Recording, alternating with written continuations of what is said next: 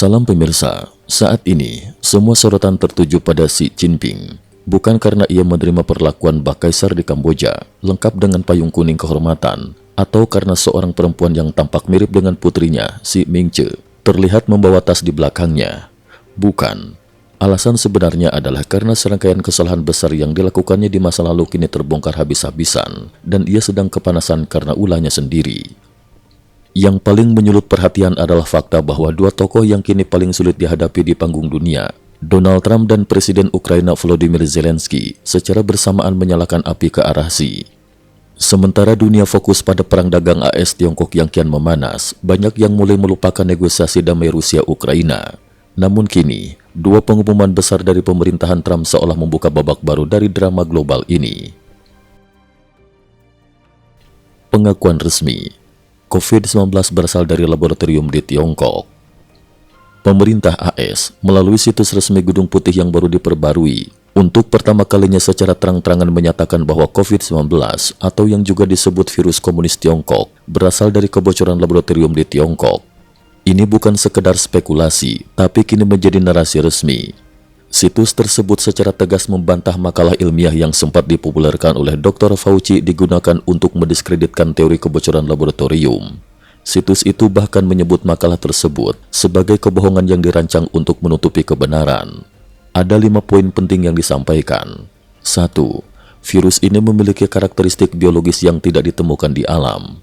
2. Semua kasus COVID-19 berasal dari satu insiden infeksi manusia, berbeda dengan wabah zoonosis lain yang biasa terjadi.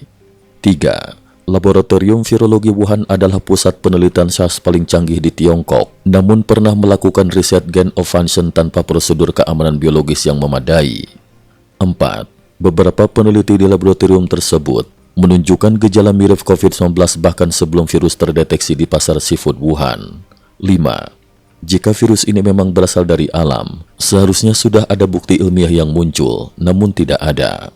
Intinya, bukti genetik menunjukkan bahwa virus ini tidak mungkin berevolusi secara alami. Ia adalah hasil rekayasa yang melampaui kemampuan evolusi alamiah. Xi Jinping pun secara tidak langsung terlibat, karena ia sendiri yang mengklaim bertanggung jawab penuh atas penanganan pandemi. Ia pernah menyatakan di depan Direktur Jenderal WHO, Tedros Adhanom, bahwa penanganan pandemi ini sepenuhnya dikendalikan dan diarahkan secara pribadi olehnya. Seruan dunia, waktunya mengadili dalang pandemi. Kini saat Amerika Serikat mengakui bahwa pandemi ini adalah bencana buatan manusia, konsekuensinya adalah harus ada pertanggungjawaban. Gedung Putih secara terbuka menyebut beberapa nama dan lembaga yang dianggap bertanggung jawab, termasuk Dr. Anthony Fauci, Victor Daszak dari EcoHealth Alliance, Dr. David Morens, penasehat senior Fauci, NIH, National Institute of Health, WHO, Departemen Kesehatan dan Layanan Kemanusiaan AS, HHS. Tapi ini baru langkah awal. Target utama dari gelombang pertanggungjawaban berikutnya tentu adalah Tiongkok dan langsung menuju Xi Jinping sendiri. Serangan gelombang kedua. Trump gunakan virus sebagai senjata diplomatik. Trump membuka medan tempur kedua dengan memainkan kartu virus. Ia sadar bahwa semua negara adalah korban pandemi ini dan banyak di antaranya menderita parah. Oleh karena itu, alih-alih hanya mengandalkan negosiasi tarif dengan 70 lebih negara, Trump kini punya alasan moral global, meminta negara-negara itu untuk ikut memblokir dominasi ekonomi Tiongkok dengan alasan mereka juga korban dari virus buatan Tiongkok. Strategi ini tidak memerlukan insentif seperti pemotongan tarif karena setiap negara sudah memiliki alasan moral untuk menuntut pertanggungjawaban. Bukti baru, satelit Tiongkok dukung serangan teroris Houthi.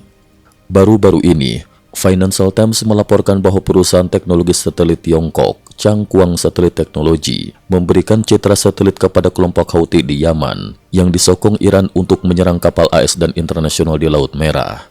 Awalnya dianggap sekedar bocoran anonim, namun kemudian dikonfirmasi secara resmi oleh juru bicara Departemen Luar Negeri AS. Mereka menyebut, perusahaan tersebut secara langsung mendukung aksi teroris terhadap kepentingan Amerika.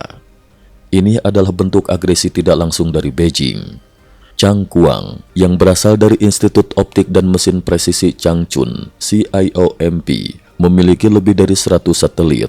dan berencana meningkatkannya menjadi 300 pada akhir 2025. Dengan kemampuan mengambil citra setiap 10 menit dari seluruh penjuru dunia, ini bukan perusahaan biasa, melainkan tangan panjang militer Tiongkok. Mereka sebelumnya juga menyuplai citra resolusi tinggi kepada grup Wagner Rusia untuk merebut Bakhmut di Ukraina. Perusahaan ini sudah disanksi AS sejak 2023. Ukraina menuduh Tiongkok langsung kirim senjata ke Rusia. Tuduhan lebih keras datang dari Zelensky. Ia menyatakan bahwa Tiongkok ini secara langsung menyediakan senjata dan bubuk mesiu ke Rusia. Bahkan lebih jauh, Ukraina mengklaim telah menemukan pabrik senjata milik Tiongkok yang beroperasi langsung di dalam wilayah Rusia. Zelensky tidak hanya menyebut Tiongkok secara umum, melainkan langsung menyebut Xi Jinping, tokoh yang sebelumnya pernah berjanji di hadapannya bahwa Tiongkok tidak akan membantu militer Rusia. Ini menandai pergeseran besar dalam kebijakan Ukraina terhadap Tiongkok. Tidak hanya itu, Ukraina juga resmi menjatuhkan sanksi kepada 3 perusahaan Tiongkok. 1. Beijing Aerospace Changfei Technology. 2. Chichou Precision Machinery Manufacturing. 3. Zhongfu Shenying Carbon Fiber Co. Ltd. Ini adalah pertama kalinya Ukraina menjatuhkan sanksi terhadap perusahaan Tiongkok, tanda bahwa hubungan mereka benar-benar retak. Kebimbangan Trump, tetap dukung Ukraina atau pukul mundur Rusia. Bersamaan dengan itu, Trump kini berada di persimpangan jalan. Ia sebenarnya lebih menyukai pendekatan lunak terhadap Putin, dengan harapan bisa memediasi perdamaian Rusia-Ukraina. Tapi kini ia juga melihat Tiongkok sebagai aktor jahat yang semakin aktif membantu Rusia. Trump bisa saja berhenti menjadi penengah perdamaian dan memfokuskan diri pada tekanan maksimal terhadap Beijing. Namun jika ia benar-benar menarik diri dari mediasi, ada risiko perang bisa makin memburuk dan AS kehilangan posisi moral di mata dunia.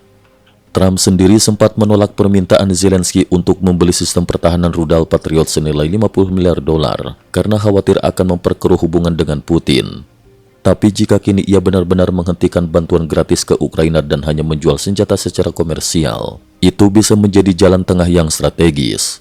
AS mendapat untung, Ukraina tetap dapat dukungan, dan tekanan terhadap Rusia tetap ada. Kesimpulan, dunia menuju persimpangan baru. Xi Jinping, yang dulunya tampil bak penguasa tak tergoyahkan, kini tengah berada di titik rawan. Skandal virus, dukungan senjata ke Rusia, keterlibatan di Timur Tengah melalui satelit, hingga kehilangan kepercayaan dan negara-negara seperti Ukraina, semuanya membentuk badai yang tak lagi bisa ia hindari. Trump, di sisi lain, memainkan catur geopolitik yang lebih tajam. Ia menggunakan pandemi sebagai alasan moral global, menggandeng sekutu, sekaligus memperkuat posisi Amerika sebagai pemimpin dunia yang tak segan bertindak. Akankah konflik terbuka antara AS dan Tiongkok terjadi? Jika Beijing terus bersikap keras kepala dan menolak mundur, bukan tak mungkin, untuk pertama kalinya kita benar-benar mendekati batas antara diplomasi dan perang terbuka. Cukup sekian dulu, terima kasih atas perhatiannya.